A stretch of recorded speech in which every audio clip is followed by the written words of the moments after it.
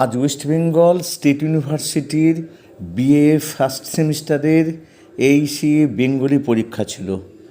আমি সেট টুটা সমাধান করে দিয়েছি, তোমরা দেখে নাও যে তোমরা কত পেতে পারো। এক ছিল সহজ পাঠ প্রথম ভাগের নবম পাঠে গৌর এসেছিল, দাগ নাম্বার হবে সি গৌরীপুর থেকে। দুই, ছায়ার ঘোমটা মুখে টানিয়ে আছে আমাদের, বি পাড়াখানি। তিন নাম্বারটা যে হরিমুদি তার দোকানে যেসব দ্রব্য সামগ্রী বিক্রি করেছিল তা হলো এ চাল ডাল তেল নুল খয়ের সুপারি চুন। চারেরটা সহজ পাঠ দ্বিতীয় ভাগের প্রথম পাঠে সংসারবাবুর বাসায় যে পালা অভিনয় হওয়ার কথা ছিল তা হলো এ কংসবধ পালা। পাঁচেরটা সত্য মিথ্যা।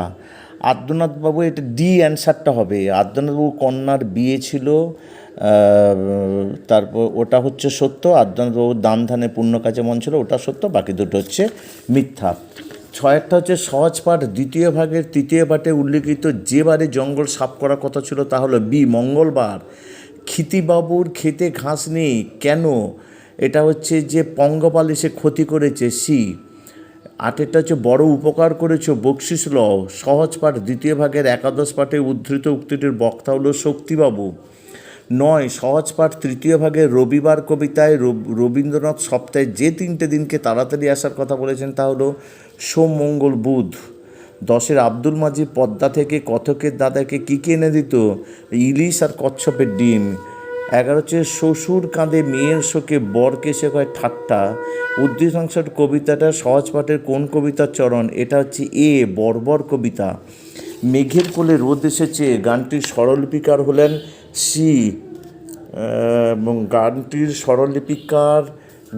স্বরলিপিকার হলেন এটা হচ্ছে দীনেন্দ্রনাথ ঠাকুর।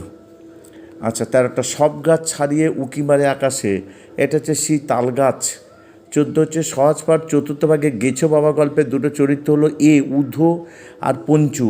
15 চুম্বকের ব্যবহার রচনাটির লেখক হলেন এ তনয়েন্দ্রনাথ ঘোষ। 16 ঘাস খাওয়া ধরা চায় কিছুদিন জঠরেতে অভ্যাস করা চায় বৃথায় খরচ করে চাষ করে শস্য। কবিতায় উদ্ধৃত পরামর্শটির বক্তা হলেন বি অনুকূল বাবু।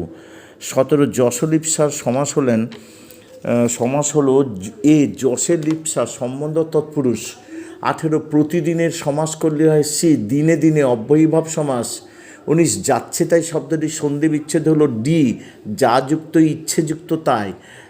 20 রবীন্দ্র শব্দের সন্ধি বিচ্ছেদ হলো বি রবি যুক্ত ইন্দ্র।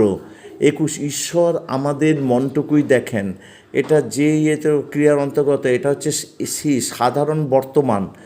আর 22 হচ্ছে সৌভাগ্য গর্বে গর্বিত হয়েও না, এটা কোন ক্রিয়ার অন্তর্গত, বি ভবিষ্যৎ অনুজ্ঞা। 23 হচ্ছে নিচে শুদ্ধ বানান চিহ্নিত করো, এ 1 আর 2 অর্থাৎ দুর্গা পূর্ণ এই দুটোই শুদ্ধ। 24 হচ্ছে আগ্নেয় বিশেষণটির বিশেষ্য রূপান্তরিত করো, সি হচ্ছে অগ্নি। আর 25 আঘাত বিশেষ্য পদটির বিশেষণ পদ কী হবে, বি আহত।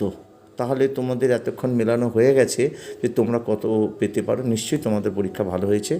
আগামী ভিডিওর জন্য অপেক্ষা করো।